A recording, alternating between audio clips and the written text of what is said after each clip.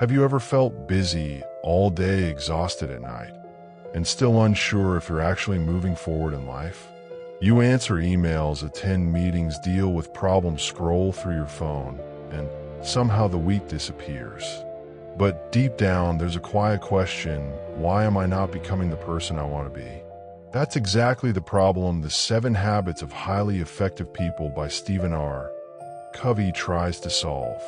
This book isn't about quick hacks or productivity tricks.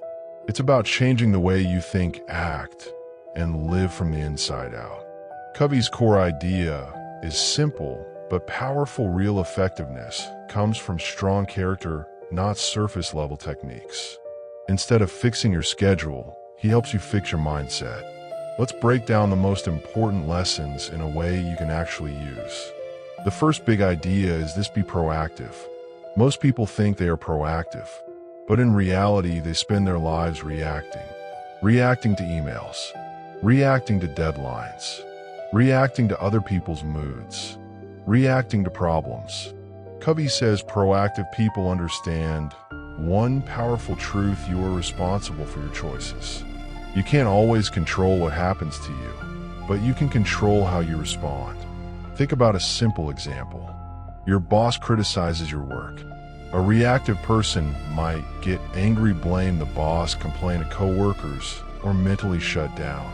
A proactive person pauses and thinks, what can I learn from this? What can I improve? The situation is the same. The response is different, and that difference changes everything. The takeaway is simple: stop blaming circumstances. Every time something happens today, pause and ask yourself, what is in my control here?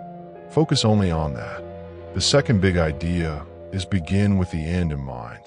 Most people live life by default. They chase goals that society hands them. More money, better job title, bigger house. But they rarely stop and ask, what kind of person do I actually want to become?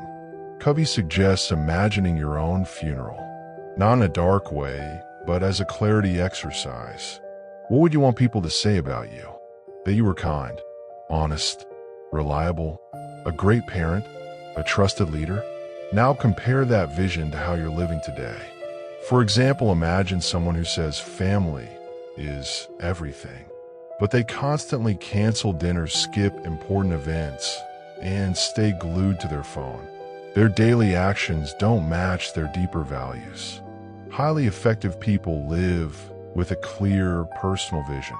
They make decisions based on long-term values, not short-term pressure. The takeaway: take 15 minutes this week and write down what really matters to you. Not what sounds impressive, what truly matters. Then use that as your decision filter. The third powerful idea is put first things first. This habit builds on the previous one. Once you know what matters, you have to protect it. Covey talks about 4 types of activities. Some are urgent and important, like a medical emergency. Some are urgent, but not important, like random phone notifications. Some are neither, but the most powerful category is important, but not urgent. These are things like exercising, planning, building relationships, learning new skills, thinking deeply, or working on long-term goals. The problem is because they're not urgent, we delay them. We tell ourselves, I'll start next week.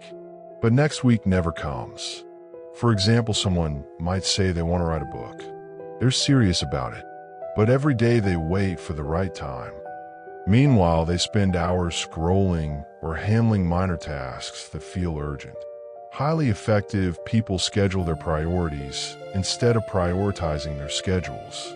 The takeaway: choose one important but not urgent activity and block time for it this week. Treat it like a meeting you cannot cancel. Now let's shift from personal success to relationships. The fourth key idea is think win-win. Most people approach life with a win-lose mindset. If you and I lose, if I succeed, you must fail. This creates competition, tension, and insecurity. Covey argues that long-term success is built on mutual benefit. Win-win doesn't mean being soft or always agreeing. It means looking for solutions where both sides benefit. Imagine two business partners negotiating a deal. A win-lose approach would focus on squeezing the maximum advantage for one side. A win-win approach would focus on creating value for both, so the relationship continues to grow. Or think about a marriage. If every disagreement becomes a battle to win, the relationship slowly breaks. But if both partners look for solutions that respect each other's needs, trust grows. The takeaway in your next conflict: ask yourself, how can we both walk away feeling respected? That question alone changes the tone of the conversation. The fifth idea is one that most people struggle with: seek first to understand, then to be understood. We think we listen, but most of the time we're just waiting for our turn to speak. We prepare our reply while the other person is still talking. Real listening means trying to understand the other person's feelings, not just their words. For example, imagine your friend says, "I'm tired of my job." A typical response might be, "You should just quit," or "At least you have a job." That's advice, not understanding. A better response would be, "It sounds like you're really frustrated. What's been bothering you the most?" That creates space. It makes the other person feel heard. When people feel understood, they naturally become more open to understanding you. The takeaway in your next conversation: focus completely on the other person. Don't interrupt. Don't judge. Just understand. Now here's something most people miss about this book. It's not about becoming more productive so you can do more things. It's about becoming a better person so the things you do actually matter. Covey calls this moving from personality ethics to character ethics. Quick techniques might help you temporarily, but lasting change comes from inside, from values, from discipline, from integrity. That's the real foundation. And this leads us to one of the strongest ideas in the entire book. The most powerful idea in the 7 Habits of Highly Effective People is this: effectiveness is built from the inside out. Most self-help advice focuses on external results. Get better at time management. Improve your communication. Learn negotiation skills. These are useful, but Covey says they only work consistently when your inner character is strong. If you try to appear confident without building real competence, it shows. If you try to sound empathetic without truly caring, people feel it.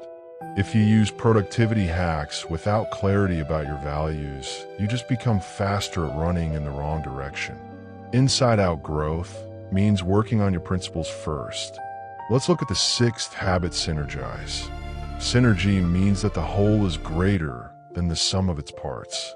When people with different strengths truly collaborate, they create results that neither could create alone. But synergy only happens when there's trust. And trust only happens when people feel respected and understood.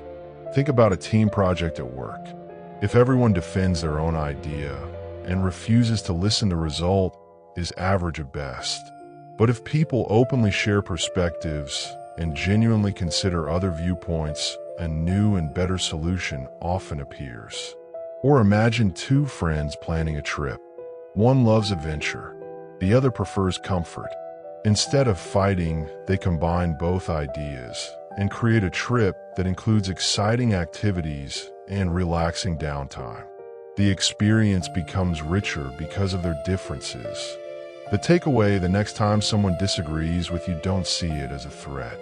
See it as raw material for a better idea. The 7th and final habit is sharpen the saw.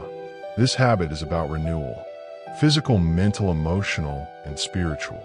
Imagine trying to cut wood with a dull saw. You push harder and harder. You get tired. You get frustrated. But you refuse to stop and sharpen the blade. That's how many people live. They skip sleep, ignore exercise, stop learning, neglect relationships. They're constantly busy but slowly burning out. Highly effective people protect time for renewal. They exercise regularly. They read. They reflect. They spend quality time with loved ones. They invest in personal growth. For example, a manager who works 14 hours a day without rest might feel productive. But over time, their decision-making declines, creativity drops, and relationships suffer.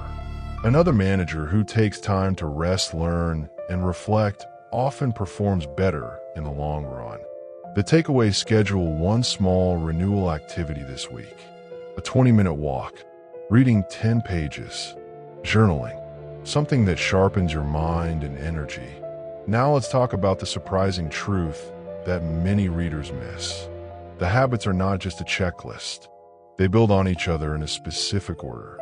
The first 3 habits focus on personal victory, taking responsibility, clarifying values, managing priorities. Without these, the next habits don't work properly. The next 3 habits focus on public victory, building strong relationships through win-win thinking, deep listening, and synergy. The final habit protects all the others through renewal. This structure matters.